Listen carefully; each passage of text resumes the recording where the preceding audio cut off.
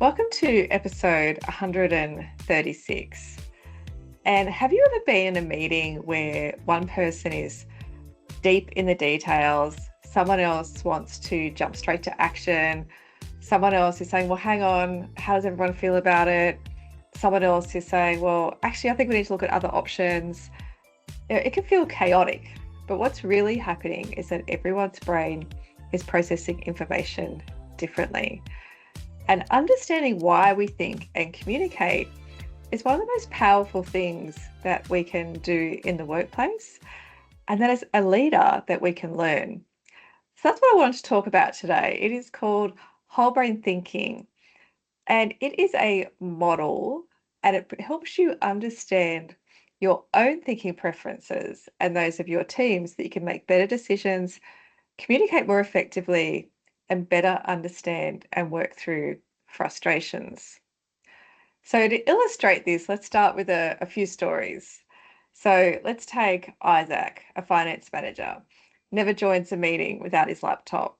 When a problem comes up, he wants to see the data before he can make a decision.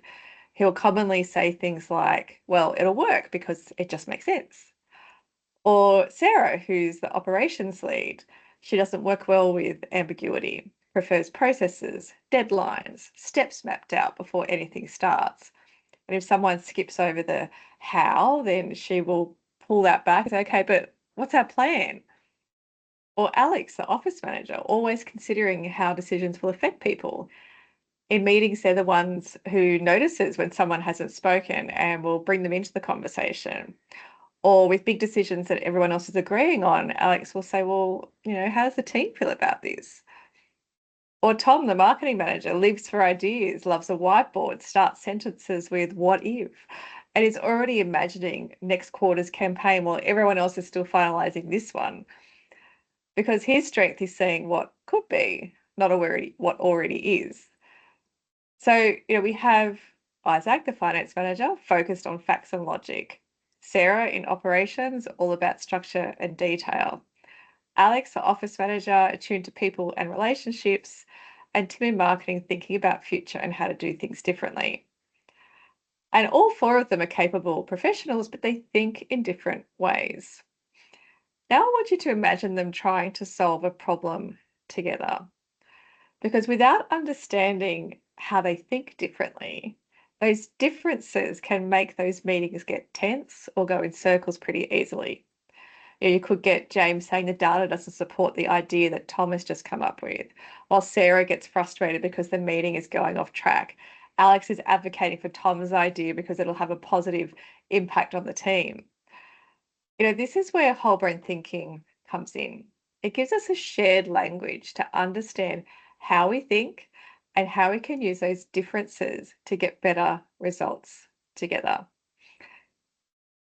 Now, whole brain thinking comes from the Herman model, or it's called HBDI, and it shows that our brains have four different quadrants. So, analytical thinking, which is the blue quadrant, logic, facts, data.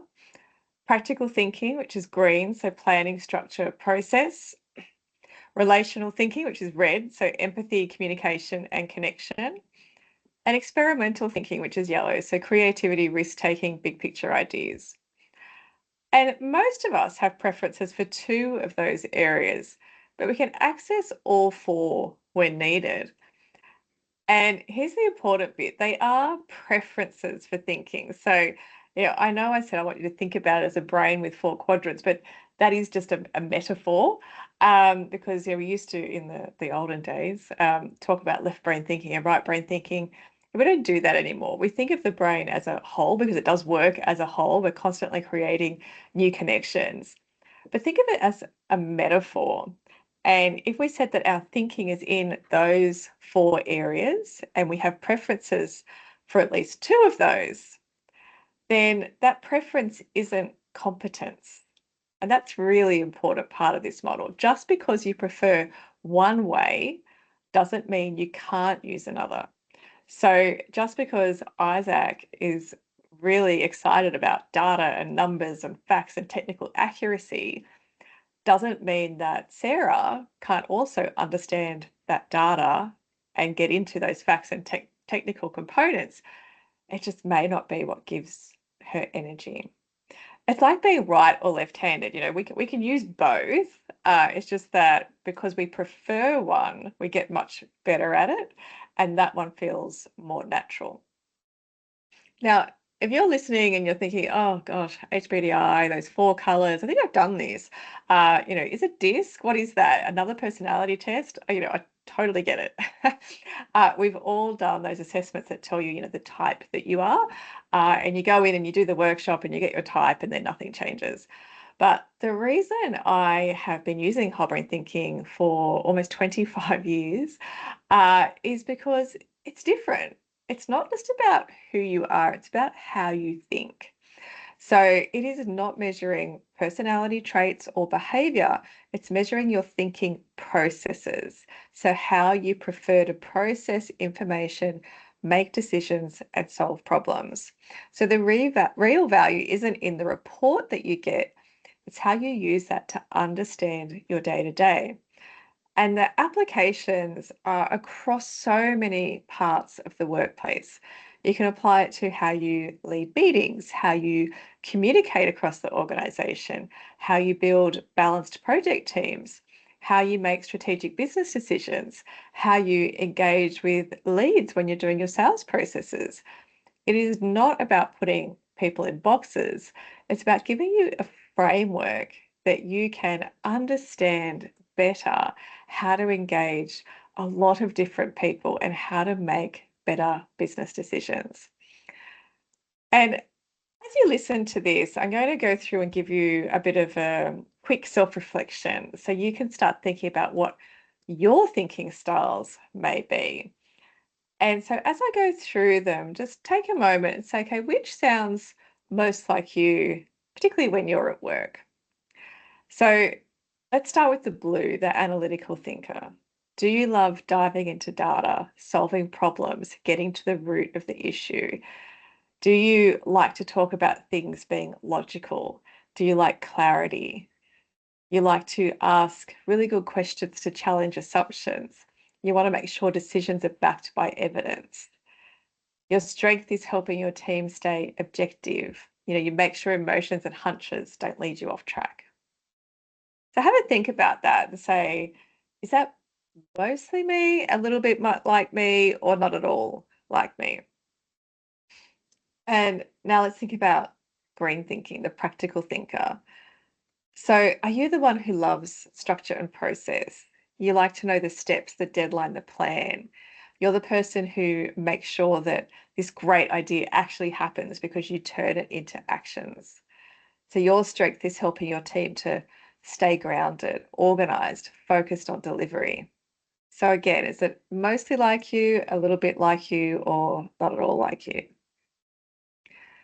Let's move to red, the relational thinker. So are you the one that reads the room? You care deeply about how people are feeling, how decisions affect others. Are you the glue that holds the team together, the one that checks in with everyone, listens, makes sure that everyone's included? Your strength is building trust, connection, and collaboration. Very much like you, a little bit like you, or not at all. And finally, the yellow thinker, so the experimental thinker. Does your brain light up when you think about brainstorming? You see possibilities, patterns, future opportunities that others might miss. Are you drawn to innovation, creativity, big ideas? Is your strength helping your team imagining what could be and not just what already is? Now, most of us don't sit neatly into one quadrant. We do move between them depending on the situation. But the data tells us that one or two of those will feel more familiar to you.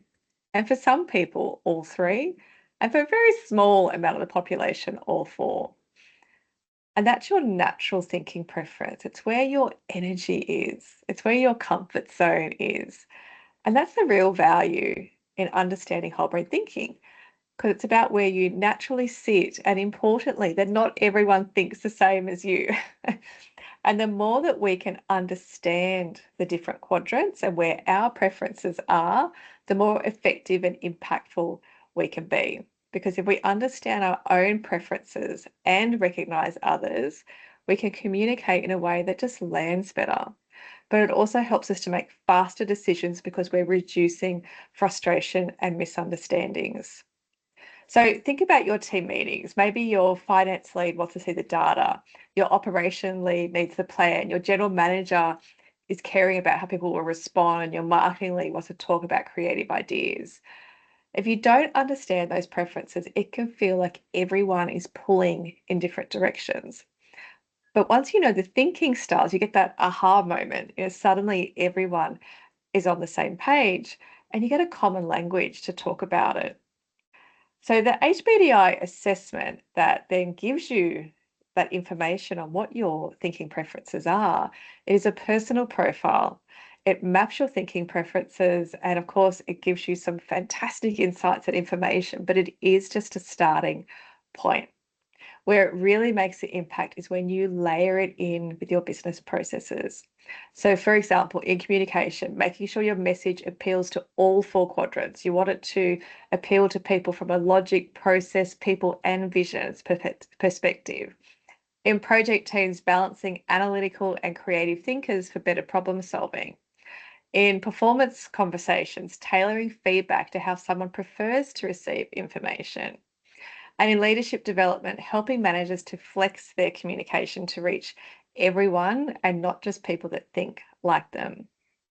So, whole brain thinking isn't just an assessment, it is a strategic framework that strengthens how your business will think, communicate, and perform.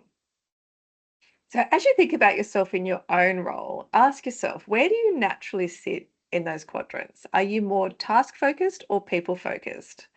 Are you more big picture or detail oriented? And how may that shape the way that you communicate, make decisions, or solve problems?